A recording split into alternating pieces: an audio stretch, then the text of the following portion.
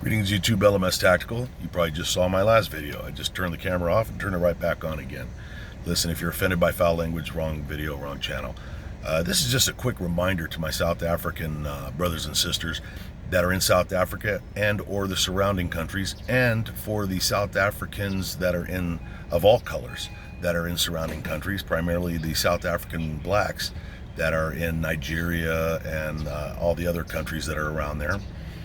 And quite frankly, for the Nigerians and the foreigners that are in, I will call them foreigners because that's what they're being called right now, that are in South Africa.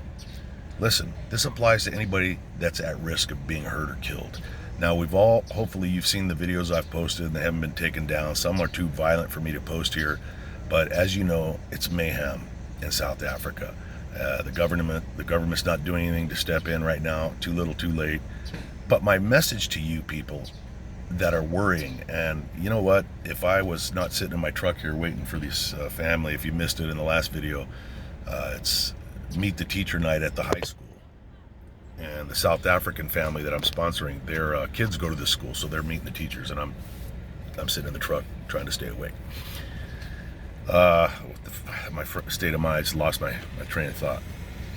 But if you're in that situation, that's what I was going to say, is I wake up, this is why I haven't slept since I got up at 4 o'clock this morning after going to bed at 2. I've been up all night reading messages and getting voice messages from people in South Africa. And let me tell you something, man, it is fucking gut-wrenching. You talk about helpless, it's, not to take away from people that say nice things to me, but when I hear, hey man, you really helping, I'm not really doing shit. I'm a guy that just turns on a phone and talks, but I've got food in the house and a roof over my head.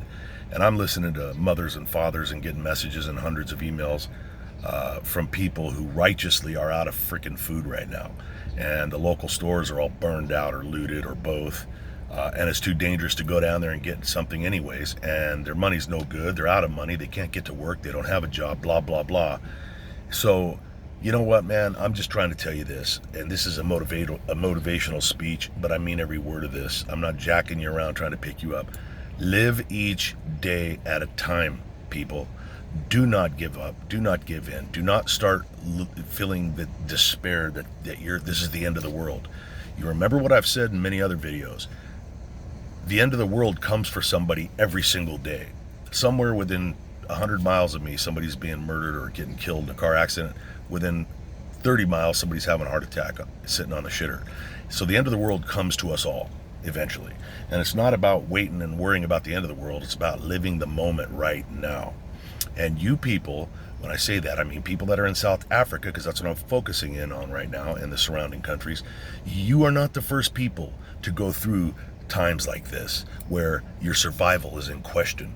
I've watched double-digit videos today of Nigerians getting their heads squished in by bricks, people with tires around them, burned, tied together. I don't know, I can't post this stuff on YouTube. Kids lit on fire. The other video where the guy was shot by 4 guys as he laid on his stomach, and people getting just beat to death with these machetes. I don't know what you guys call them, pangas or whatever. Look, man, this is fucking bloody, and it's got me pissed off, and it's got me upset, and I have shed some tears today, and that's not to be dramatic. That's how I am, because I can't sleep. I can't think about anything other than the fact that I'm sitting here right now in a truck, safe, with a cup of coffee and a gun in my waistband, and you people are over there being hopeless. Don't be hopeless, goddammit. You stick together, family first. And here we go again. I said this a few videos ago. Prioritize. You have got to have water. If you don't have water, work on it now. Get water, get a filtration system, build one yourself. Where you still have the internet, there's going to come a day when you don't have the internet. This is just typical shit when countries break down. So get on YouTube, start watching videos on how to make a filtration system. There may be things that you have that you can use or that you can get a hold of. And maybe make the water that comes out of your sink. It's all fucked up in South Africa, the water, but maybe you'll be able to drink it. You can boil it. You've got to get food after that. You got to have water first, then you got to have food. Get tons and tons and tons and tons of flour and rice and, pasta. shit that's going to last a long time, that you don't have to worry about rotting, and that you can boil in water, or you can fucking eat it raw, whatever. Remember, these things come and these things go. They don't last forever. And we've already seen international action right now. I looked at Twitter all day yesterday and today. South Africa's xenophobic attacks is trending. That's fucking huge, people. Yeah, people are dying, but listen, here's the other way to look at it. What have we been wanting for the last year? All of us have been wanting South Africa we want the rest of the world, the Western world, to pay attention and see what's going on in South Africa. And they've been turning a blind eye. There's been a media blackout. Well, now you're trending on Twitter, and everybody in the world sees that. You guys will soon be popping up on the Western news. They can't avoid it. I tweet every one of these violent videos to the White House, to Tucker Carlson, to MSNBC, all of them. And I just keep flooding them, and I know other people are doing that too. So you just got to tough it out and get your shit together and coalesce with other people if you can. Now, if your neighbors and your family are saying, fuck you, it's every man for himself, then you just focus on your family. If you're just living there by yourself, then you focus on yourself. After you've got the food and the water situation as best as you can, doesn't mean you're going to have an optimum situation, but listen, if you can prepare for 2 days, that's 2 days that you got, that you didn't have. And then you start thinking security. What will I do if 600 people come running up the street with machetes toward my house? What will I do? Hey, and maybe there is nothing to do except go out fighting. Who knows? Maybe you could light a cigarette and make a joke and flip them off just before they kill you. I don't know. But that brings me to the other thing that I put in my last video. Promise me that you're not going to let the sun rise and set without laughing and smiling. Because this is your life, people. People lived during the Holocaust.